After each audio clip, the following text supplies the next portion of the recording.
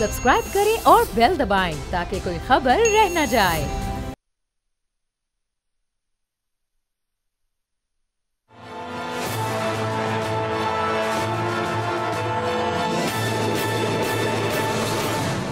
अस्सलाम वालेकुम, मैं हूं बाब जहांगीर। आप देख रहे हैं प्रोग्राम तज्जिया। और हुकूमत साजी का अमल मुकम्मल होने के बाद अब काबीना भी तश्कील पा चुकी है और अब मुल्क को आगे कैसे लेकर जाना है, मामलात किस तरह से चलने हैं। इससे पहले जब हुकूमत बनी इनिशियल डेज़ में हमने मिसाक मुफाहमत और मिसाक मईशत की बात सुनी, तो किस तरह से अपोजिशन की जमातों को इंगेज करना है, ये हमें अब आने वाले दिनों में देखना होगा। और इस हुकूमत के लिए ये बहुत अहम भी होगा, चूँकि अगर इसने लंबा चलना है तो फिर अपोजिशन जमातों के साथ बैठना पड़ेगा। अपोजिशन का नंबर चूँकि बहुत हैवी है और हमने देखा कि न सिर्फ असेंबली के फ्लोर पर एहतजाज हो रहे हैं बल्कि सड़कों पर आने की बात भी की जा रही है। माजी के जो हलीफ थे अब वो भी इस वक्त हरीफ की सूरत में सामने मौजूद हैं। मौलाना फजलुर रहमान भी इस वक्त अपोजिशन में बैठने का फैसला कर चुके हैं। तो ऐसी सूरत हाल में इस हुकूमत के लिए कितने चैलेंजेस होंगे। और आसिफ अली जरदारी के सदर बनने के बाद अब जो उनकी एक सियासत का अंदाज़ है, जो तर्ज सियासत है, जो मुफाहमाना सोच वो रखते हैं, और इससे पहले पाकिस्तान तहरीक इंसाफ की जानिब भी वो हाथ बढ़ा चुके थे कि वो आएँ और उनके साथ मिलकर हुकूमत बनाएं,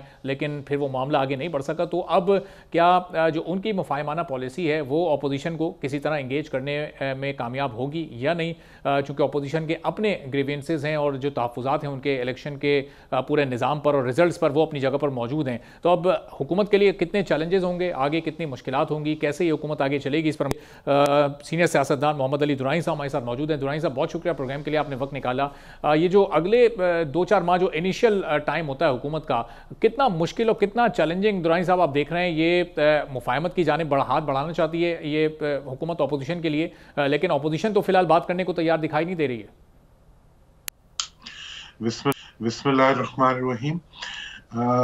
देखें, हुकूमत के लिए जो ये 3-4 महीने हैं या ये हुकूमत का जो पूरा प्रोसेस है, इसके लिए जो हुकूमत के लिए सबसे चैलेंजिंग चीज़ है वो खुद हुकूमती डेस्क्स हैं।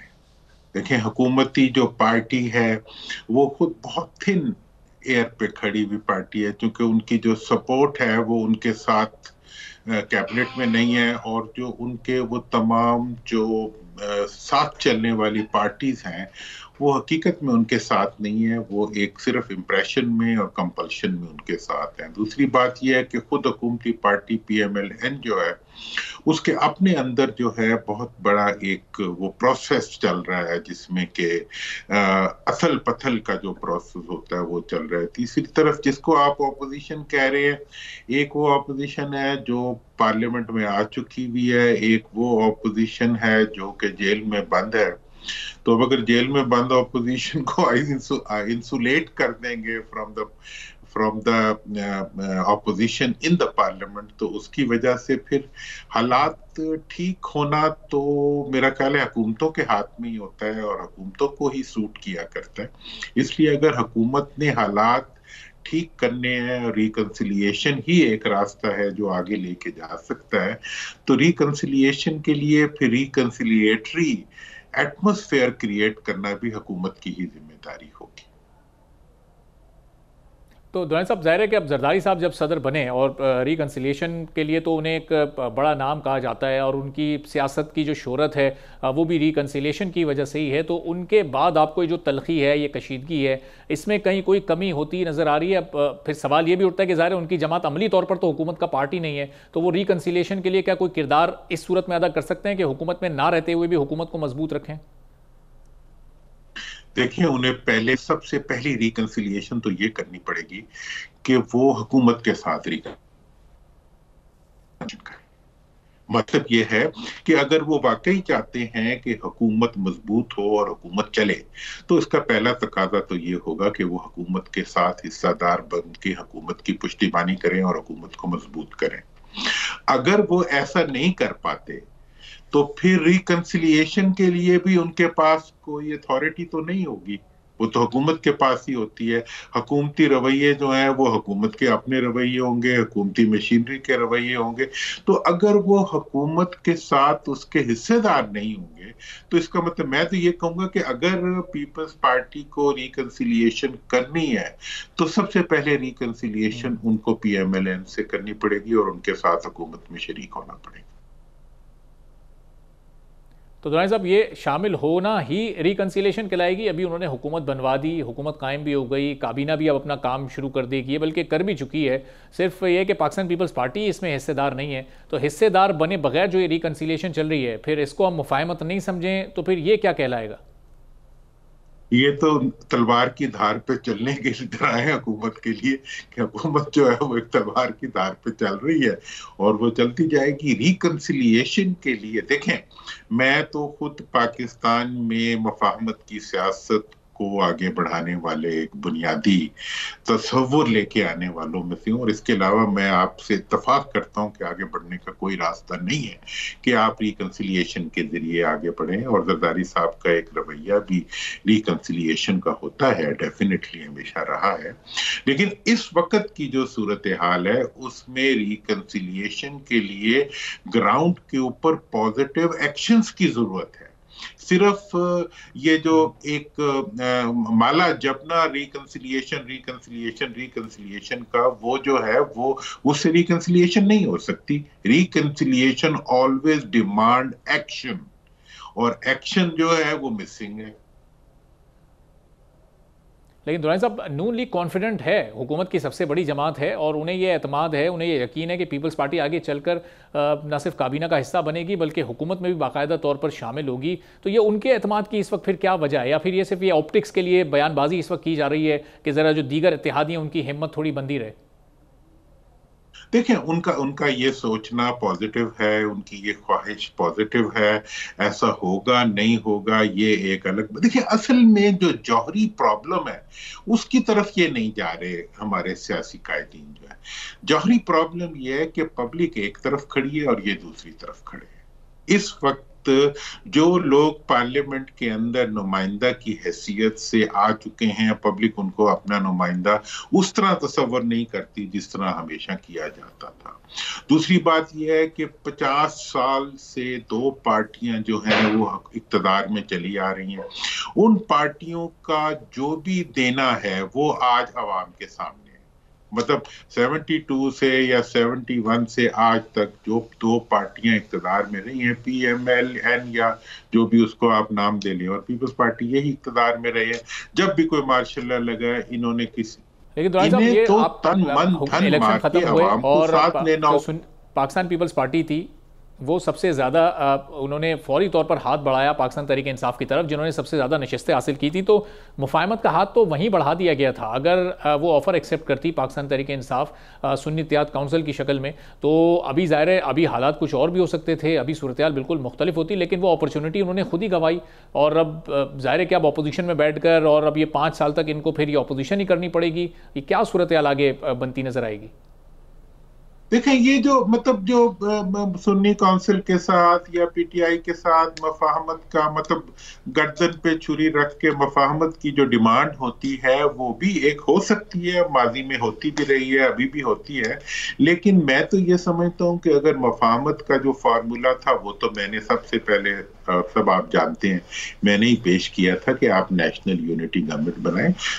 जरदारी साहब ने सबसे उस चीज को अल्फाज में बयान भी किया था कि भाई हमें एक नेशनल यूनिटी गवर्नमेंट की जरूरत है। अगर नेशनल यूनिटी गवर्नमेंट को किसी फार्मूले के तहत पहले से इनकॉर्पोरेट किया जाता तो इसके रास्ते बन सकते थे। अब यह है कि इन टर्म्स के ऊपर के आपको स्पेशल सीट्स भी नहीं मिलेंगी, इन टर्म्स के ऊपर के आपको अंडर प्रेशर भी रखा जाएगा, इन टर्म्स के ऊपर के आपकी पार्टी का इंतखाबी निशान भी आपको नहीं मिलेगा, इन टर्म्स के ऊपर के आपको कुछ भी नहीं मिलेगा, सिर्फ वो मिलेगा जो हम देंगे और आप हमारे साथ मुफाहमत कर लें। मुफाहमत फिर भी हो सकती है, मुझे कोई इतराज नहीं अगर वो कर लें, लेकिन क्या यही मुफाहमत का तरीका है या नहीं है, ये एक देखने वाली बात है। अभी आप देखें सेनेट के इलेक्शन हो रहे हैं, सेनेट के इलेक्शन में अब कितना बड़ा डायलेमा बना हुआ है पॉलिटिक्स।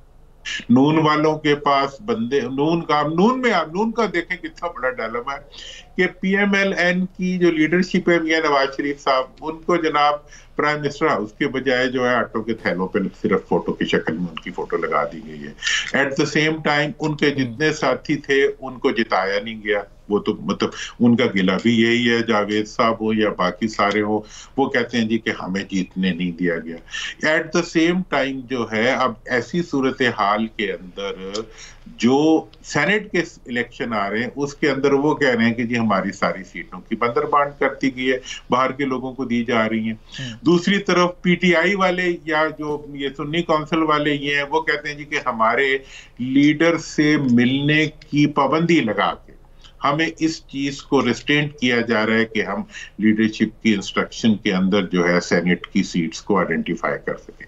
मतलब सेनेट के इलेक्शंस के अंदर उनकी लीडरशिप का रोल खत्म करने के लिए वो कहते हैं कि उनकी मुलाकातों पे पाबंदी लगा दी गई है। अच्छा, अब ये जो डिस्टॉर्शंस होती हैं, ये मफाहमत और एक सुकून जो इस वक्त हमारी मईशत को आगे बढ़ाने की, हमारे मुल्क को आगे बढ़ाने की जरूरत है, उसके लिए एक रुकावट बन जाया करती है। इस मतलब अब पीटीआई को या सुन्नी इत्तेहाद कौंसिल कौन सी जो भी वो है, उसको जो है उसकी लीडरशिप से डिस्कनेक्ट कर दो पाबंदी लगा के। पीएमएलएन को जो है उनके तमाम पुराने जो चाहने वाले हैं उनसे महरूम कर दो, उनकी लीडरशिप बेचारी जो है वो सिर्फ आटे की बैगों तक महदूद हो जाए। ऐसी सूरत हाल में जो मुल्क का सियासी माहौल है उसके अंदर तनाव मुझे बढ़ता हुआ नजर आ रहा है। सब पता नहीं, आई कैन बी रॉन्ग, लेकिन मुझे ऐसा दुआई साहब, ये जो भी सूरत हाल है आप देखें, ये मुल्क की बड़ी जमातों के लिए काबिल कबूल भी तो है। नून लीग इस वक्त सबसे बड़ी स्टेक होल्डर के तौर पर हुकूमत में मौजूद है।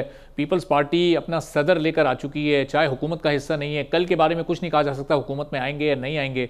तो ये इस माहौल को एक्सेप्ट भी इन लोगों ने कर लिया ना। मौलाना साहब भी ये तनकीद कर रहे हैं कि कल भी इनका ये मैंडेट था, कल ये धांधली के इल्जाम लगाते थे, आज भी वही मैंडेट है, लेकिन आज चूंकि हुकूमत में इसलिए हर चीज एक्सेप्टेड है। देखिए, आपने बहुत राइटली पॉइंट आउट किया कि ये वो सारी चीजें हैं जो इन बड़ी पार्टियों ने तस्लीम कर ली है। अब जो सबसे बड़ी बात इन्होंने तस्लीम नहीं की वो ये है कि जो आवाम ने जिसको मैंडेट दिया था उसको इन्होंने नहीं तस्लीम किया, बल्कि इन्हें अगर तस्लीम कर लिया जाए तो ये हर मैंडेट भी तस्लीम कर लेते हैं। यही गिला इस वक्त चल भी रहा है और अवाम का भी यही गिला है। अब ये है कि इस वक्त पाकिस्तान की तारीख में अब्रार साहब पहली दफा ये मुझे मुशाहिदा करने का मौका मिला है। मैं तो किसी पार्टी का हिस्सा इसलिए नहीं हूं कि मैं ऐसा कोई पॉलिटिकल इंटरेस्ट नहीं चाहता जो इस तरह से मिलता हो जिस तरह आजकल मिलता है, लेकिन मैं ये देख रहा हूं कि इस वक्त अवाम को एलियनेट किया जा रहा है हुकूमती प्रोसेस से। अवाम को एक नॉन एंटिटी डिक्लेयर किया जा रहा है इलेक्टोरल प्रोसेस में। अवाम को इस चीज का एहसास दिया जा रहा है कि उनकी ख्वाहिश, उनकी चाहत की कोई वक़्त नहीं है, बल्कि वक़्त सिर्फ इक़्तिदार की है और थानेदार की है और इख्तियार की है। अब अगर ये चीज को आप बहुत ज्यादा आगे तक लेके जाते हैं तो मतलब बड़ी इसके लिए हिम्मत की जरूरत है। अगर मौजूदा हुकूमत में वो हिम्मत मौजूद हो और वो इतनी ज्यादा इफेक्टिवली कंट्रोल कर ले पब्लिक सेंटिमेंट को, तो बड़ी बात होगी। लेकिन मुल्क की मईशत और मुल्क की जो जरूरत है वो इस वक्त ये है कि हम इकट्ठे होके एक जगह यकजान होके हम अपने मुल्क की तरक्की, खुशहाली और मुल्क की मईशत की बहाली के लिए काम करें। उसके इम्कानात पैदा करना भी इन्हीं लीडरों की जिम्मेदारी है जो ये अभी तक अदा नहीं कर रहे। सैयद साहब, इस बार बड़ा अच्छा एक पॉजिटिव चेंज हमने देखा था कि अपोजिशन एहतजाज तो कर रही थी, लेकिन असेंबली में वो लोग आए, उन्होंने बाइकआउट नहीं किया और निज़ाम को रोकने की बात नहीं की। लेकिन अभी जो मखसूस नशस्तों वाला फिर फैसला इलेक्शन कमीशन की जानिब से आया, अगर ये इनको ये मखसूस नशस्तें दे दी जाती तो क्या लगता है आपको, ज़्यादा बेहतर अंदाज से निज़ाम चलता, असेंबली चलती, एहतजाज गो के वो साथ साथ करते रहते, अपने क्लेम्स वो बार बार दोहराते रहते जो रिजर्वेशन उनके इलेक्शन के निज़ाम पर थे, लेकिन फिर भी हालात बहुत बेहतर होते, बजाय इसके कि जो फैसला जिस तरह से आया उसने एक तलखी, एक कशीदगी और इस वक्त सियासी फजा में पैदा की है? मैं आपसे आपकी इस गुफ्तगू से बिल्कुल इत्तफाक करके इसको आगे बढ़ाऊंगा। देखिए, बात ये है कि पीटीआई जो ये मतलब सुन्नी काउंसिल या पीटीआई जो भी आप कह लें, इनके लिए अभी भी जो हिकमत है और जो सियासत है वो ये है कि ये सड़क से ज्यादा पार्लियामेंट के अंदर अपने आप को असर्ट करे।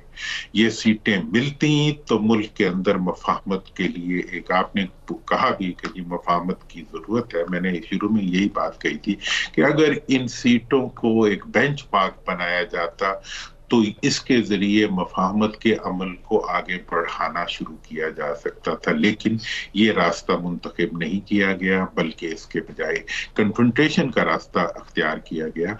और मैं ये भी कहना चाहूंगा कि पीटीआई के अंदर जो उनके अंदर जो वो एलिमेंट्स भेज दिए गए हुए हैं जो कि पीटीआई को डिट्रैक करना चाहते हैं, वो कोशिश करेंगे कि उन्हें सड़कों पे ला के इंतजामिया से और हुकूमत से लड़ाएं।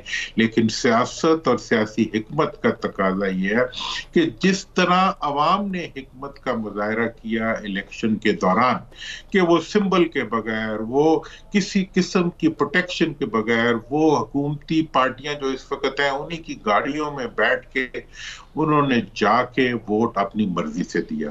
जिस तरह अवाम ने अपने सियासी और जमहूरी हक को पुरअमन तरीके पे, सियासी तरीके पे इस्तेमाल किया है, इसी तरह अगर इस वक्त असेंबली में मौजूद अपोजिशन असेंबली के अंदर और असेंबली के बाहर मीडिया में हर जगह पे अपनी मौजूदगी का एहसास भी दिलाए और मुल्क के मफाद को मद्देनजर रखते हुए टकराव की तरफ के बजाय अवाम की ताकत को यकजा करे और उन्हें मजीद मोटिवेट करे कि तुम, ये मंजिल दूर नहीं है, वो अपनी मंजिल को पा सकते हैं, लेकिन उसके जरिए उन्हें पुरअमन रास्ता अख्तियार करना पड़ेगा, सियासी रास्ता इस्तेमाल करना पड़ेगा और मुल्क के बात को सामने रखते हुए और मुल्क के इदारों का एहतराम करते हुए आगे बढ़ने का रास्ता अख्तियार करना पड़ेगा।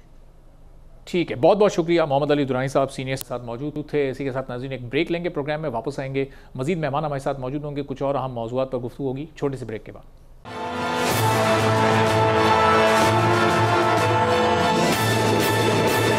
एक बार फिर आपको प्रोग्राम में खुशामदीद कहेंगे। और हुकूमत बार बार मुफाहमत की बात करती है, लेकिन अपोजिशन के पास तो अभी बहुत सारे उनको मसाइल का सामना है, न सिर्फ उनके रिजर्वेशन इंतखाबात के मामले पर, बल्कि जो मखसूस नशस्तों का मामला चल रहा है वो भी अब पेशावर हाई कोर्ट में ज़ेर समात है। और आज भी उससे मुताल्लिक एक बड़ी अहम समात हुई, जहाँ पर ये कहा गया वहाँ मौजूद जस्टिस साहब की जानिब से कि ऐसा लग रहा है कि माल गनीमत तकसीम हुआ हो। इस तरह से इस वक्त ये बंदर बाट हो रही है इस तमाम सूरत हाल में मखसूस नशस्तों की, और वहाँ तमाम ही तकरीबन जमातों के वकला मौजूद थे और उनकी नुमाइंदगी मौजूद थी। अब एक ऐसे मौके पर जब मखसूस नशस्तों का फैसला नहीं हुआ और अगर ये नहीं हो पाता इस वक्त अपोजिशन के हक में, तो फिर ज़ाहिर सियासी तलखी में इजाफा हो सकता है। फिर जो मुफाहमाना माहौल इस वक्त हुकूमत सोच रही है, क्या उस पर अमल दरामद हो सकेगा या नहीं, आने वाले दिनों में किस तरफ ये मामला जा सकता है, इस पर हम गुफ्तगू करेंगे। फैसल करीम कुंडी साहब पाकिस्तान पीपल्स पार्टी के सीनियर रहनुमा हमारे साथ मौजूद हैं, जो आज की अहम समात में मौजूद भी थे। फैसल साहब, ये ज़ाहिर मखसूस नशस्तों का मामला अभी तक ये ज़ेर समात है, इसका भी फैसला नहीं हुआ, और अगर ये सुन्नी इत्तेहाद काउंसिल के हक में नहीं हो पाता, उनको ये नशस्तें नहीं मिल पाती, तो फिर क्या लग रहा है आपको, ये तलखी और बढ़ सकती है, अपोजिशन और ज़्यादा एग्रेसिव हो सकती है हुकूमत के खिलाफ? बिस्मिल्लाहिर्रहमानिर्रहीम। देखें, आज पेशावर हाई कोर्ट में खवातीन और अक़लियत की सीटों के हवाले से जो है वो हियरिंग थी। पाकिस्तान पीपल्स पार्टी में भी इस पर पार्टी थी और मैं खुद भी वहाँ पर पाकिस्तान पीपल्स पार्टी की नुमाइंदगी करने गया था। देखिए, पहली बात तो ये है कि हमारा एक पॉइंट ऑफ व्यू ये है कि सुन्नी इत्तेहाद काउंसिल क्लेम नहीं कर सकती सीटों का। सुन्नी इत्तेहाद काउंसिल तो इलेक्शन ही नहीं लड़ी, क्योंकि सुन्नी इत्तेहाद काउंसिल के जो सरबराह हैं वो खुद इंडिपेंडेंट लड़े हैं और उसके बाद वो जाके अपनी जमात में शामिल हुए जो भी है। तो सुन्नी इत्तेहाद काउंसिल ने न लिस्ट दी है, न उन्होंने जो फॉर्म 65 जिसमें जो है वो अपना आप इलेक्शन से पहले जो है अपने नॉमिनेशन पेपर जमा कराते हैं, वो भी जमा नहीं हुए, लिस्ट भी नहीं है, कुछ भी नहीं है। और उसके बाद वो क्लेम कर रही है कि ये सीटें हमें दी जाएं, जो कि हमारा पॉइंट ऑफ व्यू है कि उनकी नहीं हो सकती, ये बाकी जमातों में तकसीम होगी। जैसा ये हमारा पॉइंट ऑफ व्यू था। आज देखें, जो सुन्नी इत्तेहाद काउंसिल वकलात थे वो दो वकलात थे, अली जफर साहब और बाबर रवान साहब। हमें कहा गया कि वो भी आधे घंटे में आ रहे, फिर पता चला कि नहीं, वो तो नहीं आ रहे, बाबर रवान साहब आ नहीं रहे। और जो है एक मैं समझता हूँ कि मैं उनको कैसा लफ्ज इस्तेमाल करूँ, उनकी गलत बयानी की गई अदालत में कि अली जफर साहब को अडियाला बुला लिया गया। हालांकि कल हमें इत्तला मिले कि अडियाला में तो पाबंदी मुलाकात थे, तो वो ना आने का बहाना था, तो वो दोनों वकला जो है वो नहीं आए, उनके वकील नहीं मौजूद नहीं थे, बाकी जमातों के वकील मौजूद थे। तो ये चीज़ें जो है बड़ी इंपॉर्टेंट है और मैं समझता हूँ कि मुझे ये लग रहा है कि फैसला जो है वो हमारे हक में कल आएगा, और क्योंकि सुन्नी इत्तेहाद कौंसिल में कोई हक नहीं बनता पूरी हैसियत दी है। लेकिन फैसल साहब, क्या पीपल्स पार्टी ये चाहती है कि ये सुन्नी इत्तेहाद काउंसिल को इनकी नशस्तें अगर नहीं मिल पाती मखसूस, तो फिर जो दीगर जमातें और ख़ासतौर पर पीपल्स पार्टी, तो आप लोग फिर ये मखसूस नशस्तें लेने के लिए भी, एक्सेप्ट करने के लिए भी फिर तैयार हैं? देखें, आप हाउस को इस तरह जो है वो छोड़ नहीं सकते, हाउस को अपने पूरा करना है, और अगर आपने हाउस को पूरा करना है तो जो सुन्नी इत्तेहाद कौंसिल की जो सीटें हैं वो बाकी सियासी जमातें जो कि पार्लियामेंट में मौजूद हैं उनके ऊपर तकसीम होनी है। लिहाजा जो है फिर जो भी फार्मूला बनता है उसके मुताबिक बाकी सियासी जमातों पे तकसीम होंगी।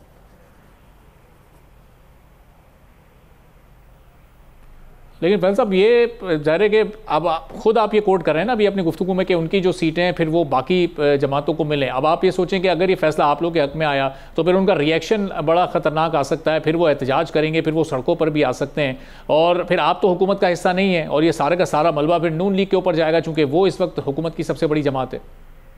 तो नई बात नहीं है उनका रोडों पे जाना, वो उनकी आदत है रोडों पे जाना, लेकिन ये कोई जायदाद की तकसीम ऐसी चीज नहीं है कि उनके हक है। वो देखिए, वो इंडिपेंडेंट लड़े हैं, इनकी जमात नहीं है। इंडिपेंडेंट लोग फिर एक जगह पे गए हैं, वो किसी निशान पे नहीं लड़े हैं।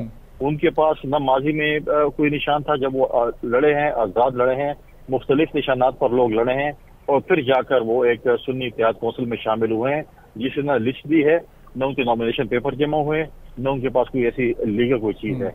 लिहाजा ये नहीं है कि ये, लेकिन फैसल साहब, थोड़ा सा इलेक्शन से पहले का अगर आप माहौल याद करें, वो दिन याद करें, तो वो आज़ाद इसलिए लड़े सुन्नी इत्तेहाद काउंसिल के सरबराह हामिद रजा साहब कि वो उनका इत्तेहाद था पाकिस्तान तहरीक इंसाफ के साथ, वो बल्ले के निशान पर इलेक्शन लड़ना चाहते थे। बिल्कुल आखिरी वक्त में जब वो निशान चला गया तो उन्हें बहालत मजबूरी फिर आज़ाद हैसियत में इलेक्शन लड़ना पड़ा।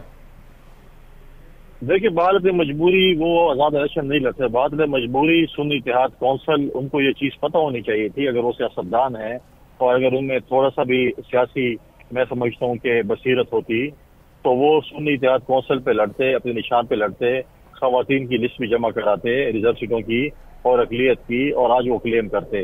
उन्होंने कोई क्लेम नहीं किया, उनने कोई चीज़ नहीं की। अगर उनको पीटीआई का निशान चला गया, उनकी अपनी ख्वाहिश के मुताबिक वो आज़ादी से लड़े हैं, उनकी अपनी जमात मौजूद थी। अगर वो ये चाहते हैं, आज वो शामिल हुए हैं सुन्नी इत्तेहाद कौंसिल में, आज शामिल हुए तो कल इलेक्शन से पहले क्यों शामिल नहीं हुए? लिहाजा उनको पहले शामिल होना चाहिए था। तो लीगली मैं नहीं समझता हूँ कि उनको ये सीटें मिल सकती हैं। सीटें जो है बाकी सियासी जमातों में तकसीम होंगी। लेकिन फैसल साहब, ये हुकूमत इस वक्त अपोजिशन डे 1 से इस हुकूमत के खिलाफ एहतजाज कर रही है। पहले सेशन से असम्बली के एक एहतजाजी माहौल बन गया। अब अगर ये एहतजाज की फ़ज़ा चलती रहती है तो आपको लगता है कि ये हुकूमत मुस्तहकम रह सकेगी, जिसमें आप जैसी बड़ी जमात शामिल नहीं है, सिर्फ आप सपोर्ट कर रहे हैं उनको, हुकूमत आपने बनवा दी है, तो ये एक मुस्तहकम हुकूमत कैसे रहेगी? फिर जो बड़े फैसले इस हुकूमत को करने हैं वो किस तरह से कर पाएगी? बिल्कुल, ये हुकूमत रहेगी, मुस्तहकम रहेगी। अब आप ये नहीं कह सकते कि रोज रोज आएंगे और अब सुन्नी इत्तेहाद कौंसिल को आप ये भी दे दें, कल आप बोलें इनको हुकूमत भी दे दें क्योंकि एहतजाज करने चले जाएंगे, आप इनको वज़ीर-ए-आज़म बना दें, कल फिर आप बोलेंगे इनको सदर बना दें, इनको बाकी तीनों सूबों में चीफ मिनिस्टर दे दें, तो ऐसा तो नहीं हो सकता। उनका जमहूरी हक है। साहब, आप तो बनाने जा रहे थे, आपकी जमात तो इनको वज़ीर-ए-आज़म भी बनाने जा रही थी, हुकूमत में भी लाने जा रही थी, आप लोगों ने तो ऑफर की थी इलेक्शन के बाद इनको, वो तो वही नहीं माने। देखें, बात ये नहीं है कि हमने ऑफर की थी, हमने ये कहा था कि जमहूरियत का एक प्रैक्टिस है कि सबसे बड़ी जमात है जिसके पास नंबर है, अगर वो हुकूमत बनना चाहें तो उनका पहला हक है, उसके बाद जो है फिर दूसरी जमातों का है। लिहाजा वो नहीं बनाना चाहते थे, वो साइड पे हो गए हैं। लिहाजा अगर वो कहते हैं कि ये रिजर्व सीटें इनकी हैं, ये उनकी बिल्कुल नहीं है। कोई जमात की इंडिपेंडेंट का एक टोला था, वो एक जगह पे जमा हुए हैं, उनको कोई हक नहीं बनता कि उनको रिजर्व सीटें मिले, और ये उनका हक नहीं होगा। और अब मैं पूरी उम्मीद हूँ कि इंशाअल्लाह ताला कल पेशावर हाई कोर्ट जो है वो हमारे फैसला करेगा। ठीक है, बहुत बहुत शुक्रिया। फैसल करीम कुंडी साहब पाकिस्तान के रहनुमा हमारे साथ मौजूद थे और कह रहे थे कि उम्मीद है कि फ़ैसला उनके हक में आएगा और जो मखसूस नशिस्तें हैं वो तमाम जमातों में तकसीम होंगी और सुन्नी इत्तेहाद काउंसिल का कानूनी तौर पर उस पर कोई हक नहीं है। एक ब्रेक लेते हैं, ब्रेक के बाद वापस आएंगे, एक और अहम स्टोरी पर मज़ीद मेहमानों से बात करेंगे।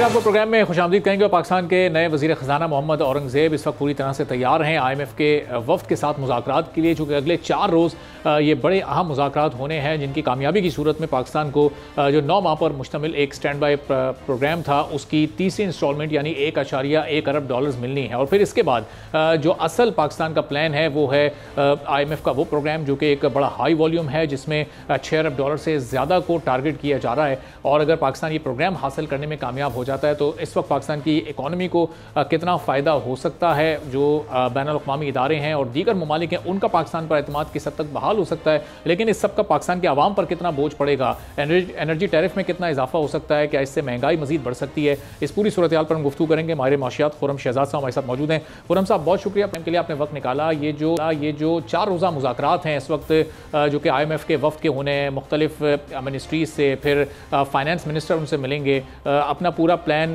प्रोग्राम उनके सामने रखेंगे, उनको कन्विंस करने की कोशिश करेंगे अगले प्रोग्राम के लिए। कितनी इंपॉर्टेंस है इसकी इस वक्त पाकिस्तान की इकॉनमी में?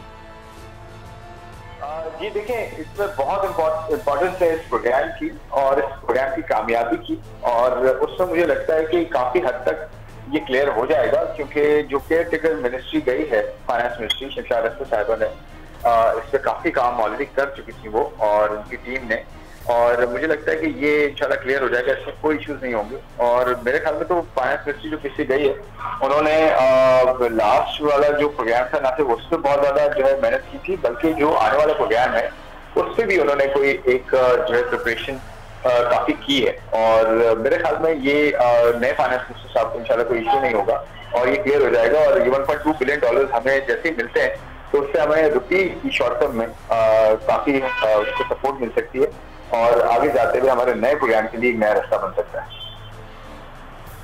और कौन सा नए प्रोग्राम के लिए क्या IMF की जो कंडीशंस हैं, जो शराइत हैं, क्या वो मज़ीद कुछ सख्त हो सकती हैं? क्या एनर्जी टैरिफ में फिर पाकिस्तान में इजाफा हो सकता है? इन्फ्लेशन क्या हाई हो सकती है? क्या डिमांड्स हो सकती हैं उनकी नए प्रोग्राम के लिए? बिल्कुल, ये बड़ा अच्छा सवाल है और ये डेफिनेटली होगा। आप ये ना समझें कोई केक वॉक होगी, ये टफ प्रोग्राम होगा। और उसमें अगर आप बड़ा प्रोग्राम लेने जाते हैं, $6 अरब हैं, $7 अरब हैं और वो 2-3 साल का भी हो सकता है, तो उसमें आपका एक पूरा रिफॉर्म का एजेंडा होगा। वो आप ये ना समझें कि ये SBA की तरह होगा, वो उसमें टैक्सेस भी पूरे मेरे ख्याल में टैक्स रिफॉर्म्स भी होंगे, बजटरी रिफॉर्म्स होंगे, उसके अंदर एनर्जी के रिफॉर्म्स भी हो सकते हैं, प्राइवेटाइजेशन का बहुत बड़ा एजेंडा हो सकता है उसके अंदर।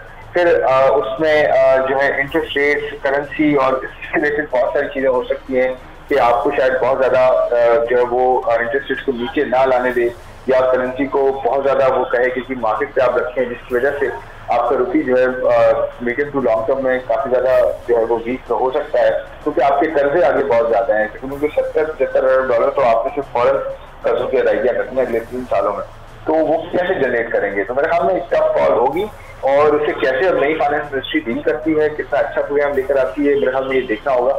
और ये तो बात ठीक है कि आगे टैक्सेस भी बढ़ सकते हैं, एनर्जी टैक्स भी बढ़ सकता है और आगे जो है वो ओवरऑल इन्फ्लेशन में भी इजाफा हो सकता है। तो खान साहब, जो पहले इस वक्त सूरत हाल है, एनर्जी टैरिफ हो या वो महंगाई हो या फिर टैक्सेस की परसेंटेज हो, वो तो पहले ही बड़ा अपने ऑल टाइम हाई पर जा चुकी है। अभी इसमें मजीद कितना इजाफा और हम एक्सपेक्ट करें? चूँकि एक आम आदमी तो इस वक्त महंगाई में बुरी तरह से इस वक्त वो पिस रहा है। वो नई हुकूमत आई है, उसने ये उम्मीद लगाई कि जो इलेक्शन में कैंपेन में इनसे वादे किए गए वो पूरे होंगे। क्या आइंदा जो आने वाला बजट होगा उसमें कहीं कोई रिलीफ की हम उम्मीद ना लगाएं? वो IMF की शराइत को, कंडीशंस को मद्देनजर रखते हुए फिर तरतीब दिया जाएगा?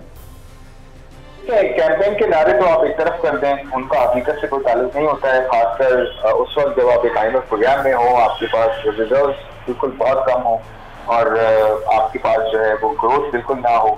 तो ये तो अच्छा हुआ कि गवर्नमेंट में कुछ चीजें ऐसी की गई जिसकी वजह से स्टेबिलिटी थोड़ी आई है, थोड़ा मुल्क इस काबिल हुआ है इकॉनमी कि वो अब नया IMF प्रोग्राम ले सके, अदरवाइज तो काफी ज्यादा डैमेज पहले ही हो चुका था। तो मेरे ख्याल में अब ये करने की जरूरत है। देखिए, ये पॉलिटिकल बिल की जरूरत है, इसमें पॉलिटिकल कॉल होगी कि क्या हम अपने खर्चे कम कर सकते हैं, क्या सारा बर्डन एक आम आदमी पर डालें या अपने खर्चे कम करें। अब मैं आपको एग्जाम्पल देता हूँ कि सभी गवर्नमेंट का सालाना अपना बजट, रनिंग ऑफ सभी गवर्नमेंट में बात कर रहा हूँ, तो 600 अरब रुपए के करीब चला जाता है। 600 अरब रुपए क्यों हम खर्च करते हैं? हम क्यों नहीं गवर्नमेंट को कट डाउन करते? क्यों नहीं हम छोटा कर देते हैं अपने खर्चों को? तो मेरे कहने का मतलब ये है कि ये कॉल पॉलिटिकल होगी कि एनर्जी को कैसे ठीक किया जाए, कर्जों को कैसे कम किया जाए, अपनी प्राइवेटाइजेशन को कैसे बेहतर किया जाए, कैसे ज्यादा किया जाए, ताकि हम गवर्नमेंट के जो लॉसेस हैं वो कम कर सकें और उसको हम कन्वर्ट सकें डेवलपमेंट एक्सपेंडिचर या बेहतरी अगर हम उन पैसों को डाल सकें, हेल्थ के लिए डाल सकें, एजुकेशन के लिए हम खर्च कर सकें, और ये सब हम कर सकें। ये सब हम नहीं करेंगे तो डेफिनेटली IMF प्रोग्राम कम होगा और हमें मुश्किल से सामना करना।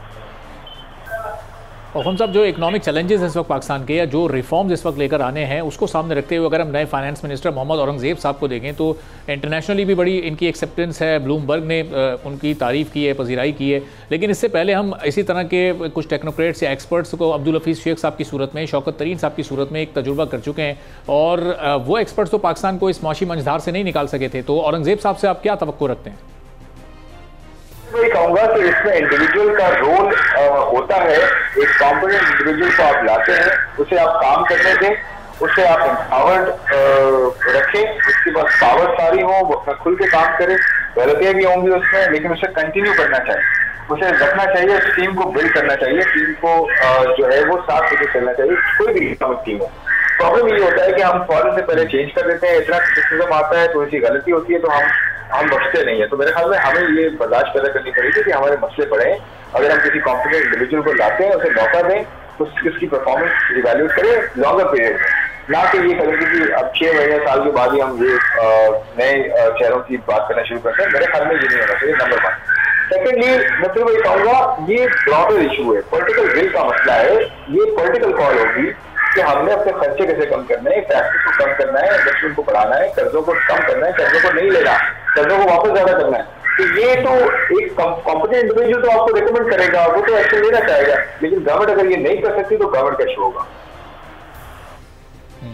और कौन साहब, जाहिर है कि इकोनॉमी में कोई बड़ा चेंज ओवरनाइट तो नहीं हो सकता, लेकिन फिर भी नए फाइनेंस मिनिस्टर को अभी फौरी तौर पर वो कौन से इनिशिएटिव लेने हैं, किस तरह से इन्हें आगाज़ करना है, एक बेहतर शुरुआत वो किस तरह से कर सकते हैं? कोई 3-4 ऐसे पॉइंट्स जो कि उनके लिए भी हेल्पफुल हों, पाकिस्तान की इकोनॉमी के लिए भी बेहतर हों, जो उन्हें फ़ौरन उठाने हों? मुझे लगता है पहला जो है ना, कर्जों की मैनेजमेंट होगी। बैरूनी अंदरूनी कर्जे जो हैं इनको कैसे हैंडल किया जाए, इनको कम किया जाए, इनको रीपे कैसे किया जाए, इनकी कैपेसिटी कैसे क्रिएट हो, कैसे हम जो है IMF के साथ डील करें, कैसे चाइना, सऊदी अरेबिया, UAE ये बड़े हमारे पार्टनर्स हैं, इनके साथ इनसे भी हमने बड़े कर्जे लिए हुए हैं, इनको किस तरह से हम ऑन बोर्ड रखें ताकि हमारे कर्जे वापस देने के लिए हमें टाइम मिल जाए और हमें कोई इसकी बहुत बड़ी कॉस्ट की बेयर ना करनी पड़े। ये एक बड़ा चैलेंज होगा। सेकेंडली, एनर्जी का प्रॉब्लम बहुत बड़ा है। एनर्जी को ठीक करना है। महंगी एनर्जी हम बना रहे हैं, महंगी एनर्जी हम ट्रांसमिट भी कर रहे हैं, डिस्ट्रीब्यूट भी कर रहे हैं और उस पर टैक्सेस बहुत ज्यादा हैं। उसको कम करना है ताकि इंडस्ट्रियलाइजेशन हो और हमारी इन्वेस्टमेंट में इजाफा हो, हमारे इंडस्ट्री जो है लगे रादर देन ये कि बंद हो। और तीसरा बड़ा चैलेंज होगा टैक्सेस का ओवरऑल बर्डन कम करना। आज कॉर्पोरेट सेक्टर पे 70% तक टैक्स जा रहा है और इंडिविजुअल सैलरी क्लास पे भी बहुत ज्यादा टैक्स है और इन्फ्लेशन का टैक्स उसको अलग लगता है। तो ये टैक्स का बर्डन कम करना है और रिटेल एंड होलसेल ट्रेड पे टैक्स लगाना चाहिए, फिर साथ एग्रीकल्चर से टैक्स लेना चाहिए और फिर आपको रियल एस्टेट से जो टैक्स कम कलेक्ट हो रहा है वो लेना चाहिए। तो मेरे ख्याल में ये एरियाज हैं जिस पर काम किया जा सकता है। और प्राइवेटाइजेशन है और इन्वेस्टमेंट है और उसके साथ साथ एनवायरमेंटल का बड़ा इशू है, कार्बन एमिशन का, जिससे पाकिस्तान सबसे ज्यादा अफेक्टेड है। ये 4-5 बड़े इश्यूज हैं जिनको हैंडल करना चाहिए मेरे ख्याल में, और वो उसमें वक्त भी लगेगा थोड़ा सा। तो ये किया जा सकता है जिससे इकोनॉमी ट्रैक पे आ सकती है, एटलीस्ट उस लेवल पे आ सकती है जहां से उसे मैनेज करना और आसान हो जाएगा। ठीक है, बहुत बहुत शुक्रिया खुर्रम शहजाद साहब, हमारे साथ मौजूद तमाम पॉइंट्स, वो तमाम नुकात बयान कर रहे थे जो कि फाइनेंस मिनिस्टर के लिए, पाकिस्तान की इकोनॉमी के लिए बेहतर हो सकते हैं। आज के प्रोग्राम से इजाज़त दीजिए, अल्लाह हाफ़िज़।